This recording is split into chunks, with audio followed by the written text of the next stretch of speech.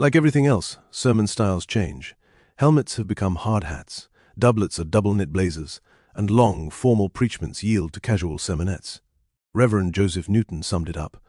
Whereas the preaching of former centuries tended to be noble, stately, rich in beauty and power, in myriad keys and tones eloquent for God, the new preaching is more simple and direct, human, dipped and dyed in the color of life, more artless in its eloquence, more intimate in its appeal. Say, if you will, that his very critique has overtones of what he criticizes. It is still true that the discourse of older days was much graver and much longer. In early America, for instance, the Lord's Day was the Lord's Day all day. Clergymen like Cotton Mather, whose father bore the reassuring name of Increase Mather, saw to that. Incidentally, it is heartening to recognize that, like the rest of us, he was in many ways quite human. For example, when he was passed over for the coveted presidency of Harvard, he retorted by gathering a sympathetic group to found Yale. Anyway, his breed of preachers sniffed at the notion of a sermon that lasted less than 2 hours. Should any weary Puritan doze under their long-winded pulpit, a beadle tiptoed gingerly down the aisle and tapped him awake with a long rebuking rod. After even 2 hours, one dominie was known to inquire of his anesthetized audience, "Do you perhaps want yet another glass?" The glass in question was an hourglass, whose sands had run to the bottom. "Not today," came the unanimous response. "Not this day." On a similar occasion, the preacher had only reached his division by the first hour, and was just ticking off his long list of points to be proven, when one of the hearers started for the door. "Where are you going?" bellowed the preacher. "For my nightcap," came the reply. "From your sketch. We'll be here till morning." Not that this was an exclusively Puritan practice. In medieval times and even later, when the church was the poor man's theatre, the pulpit never faced the clock. One thinks of marathon orators like Savonarola, the Dominican monk who could fill the cathedral to overflowing and hold them for hours. More than that, without benefit of loudspeakers, he would address thousands in the great open square. When his round and roaring climaxes boomed out, the Florentines struck their breasts, flung before him their lutes and perfumes and mirrors and sensual pictures for a great bonfire. It is ironic that Savonarola's own body was burned in the same town square in just such a crackling blaze. Even in our own day, I've heard hour-long sermons. This would usually take place at a mission, meaning a series of discourses on such grim topics as death and sin and judgment and hell.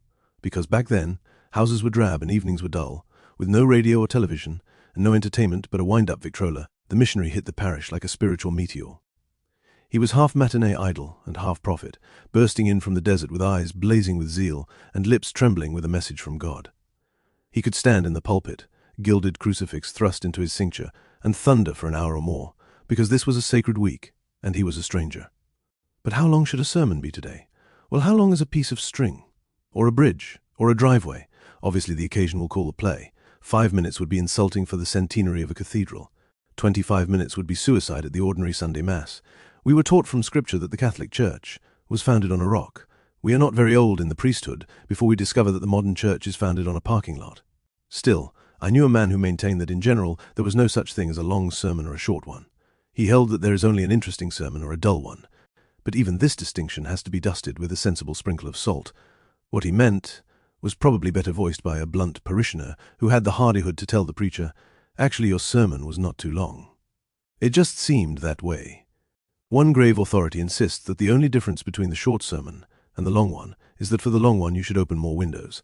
Others take the opposite tack and claim that if a sermon is good it need not be long, and if it isn't good, then God help us, it shouldn't be long.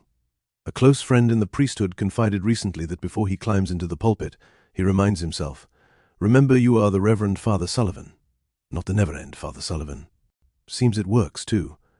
In more than one Protestant manual on preaching, I've seen allusions to 25 minutes as the usual time allotted for the sermon.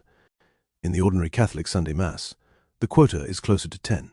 The explanation advanced for this wide difference is that when Protestantism abandoned the Mass, it concentrated on the pulpit and on the choir loft. On the other hand, where the center of the service is the altar, the pulpit and the choir loft demurely melt into the background of secondary roles. As a result, many priests do not preach too well, and most Catholic congregations do not sing too well. Some trace this reluctance to sing out, to sing to the Lord, back to the days of the penal laws in Ireland when services had to be in secret, and because Irish customs strongly influenced the church in its growing days in America. The 10-minute talk after the gospel, and usually on the gospel, is not calculated to develop lacodaires or borderloos. Besides, the man in the Catholic pulpit knows that if he preaches well, it does not mean that he will go higher. A Protestant minister who excelled in preaching might expect a summons or a call to a more prestigious parish. The Catholic priest knows that, preach well or ill, he is but an ecclesiastical checker on the board of seniority, where big jumps are a rare and envied exception. None of this dare lessen the priest's obligation to produce the best homilies he can for high spiritual motives. If he is not moved by such motives, he should not be in the priesthood.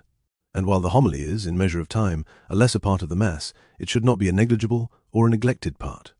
True, it has become a casualty of our hectic, frantic, breathless pace in modern life, insofar as it has been shortened from the old days. But for that very reason, because the quantity has been cut, should not the quality be improved? But all pulpit appearances are not gospel homilies, and it is these more formal occasions that tempt the long-winded. Warnings against such endless meanderings come from highly critical sources. There was the housekeeper who was returning to the rectory with a preacher after a marathon sermon. "I suppose," he said tentatively, "I should have put more fire into my sermon." She snorted.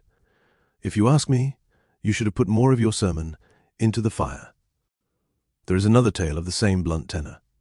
Though it appeared in print many years ago, I have heard it recounted as a recent experience. This time the ubiquitous housekeeper noticed that the mission preacher was only toying with the food on his dinner plate. He explained that before a big sermon he never took a full meal. After the sermon, he asked her what she thought of his preaching. She answered simply, "You should have eaten." Most sermons that seem long are not long because they say too many things, but because they say the same things over and over. The patron of such preachers is St. Francis Xerox. If a man has not written the talk, he may come around and around, like a revolving door, to what he said 3 minutes before. I forget who it was that summed it up with the acid but accurate observation. It is a hideous gift that some men possess, to be able to say absolutely nothing at great length. As Hamlet says to the players, "I pray you avoid it." Such a sermon, repeating and repeating, is little more than a long oratorical belch. It was such pulpit performances that made one crusty English pew-holder crawl out of his leather chair at the club long enough to dash off a sour letter to the Times. In what amounted to a cultural snarl, he wrote, "The average sermon I have heard was 20 minutes in length and a half-inch in depth. What prolongs some sermons past their prime is embarking on a sudden new idea. In general, resist the temptation to develop such inspirations. Even though that bright thought starts up before you with all the dazzle of a jewel-winged pheasant, do not follow it. Not now. File it away in the back of your head for another talk. This applies too if you give the same talk, as most of us must, at 2 or more Sunday Masses. Prepare the talk, deliver it, and do not change it at the second Mass. Sad experience knows that to change is not to substitute but to add. This means that your second version will be much longer and probably less effective than your first. Here, too, save the brilliant flashes of inspiration for some future sky. Write them down and salt them away, they'll keep. The mind has no fresh food or deep-freeze distinctions. Common courtesy on our part will always recognize that people have obligations outside the church doors and will try to respect these commitments. If I may intrude the personal, I used to make this promise from time to time to the people at our 8 novena services each Wednesday, when the chimes from the church tower are sprinkling their silver notes announcing the hour. You will see little me climbing the marble steps to the pulpit. When the same chimes announce the half hour, you will be leaving the church. They knew they could make an appointment and be able to keep it. Maybe it was Christianity by the clock, but at least they came. An hourglass would have kept them away. Eloquence in a preacher is something to be wished for, but promptness and courtesy are attainable by all. All of which makes me remember a confrere who arrived late for the daily early morning convent mass. Mother Superior met him with a face like a Vermont winter, and snapped, "Father, you're late for mass." Father registered all innocence and complete surprise, and said, "Did it start already? One of these days it may."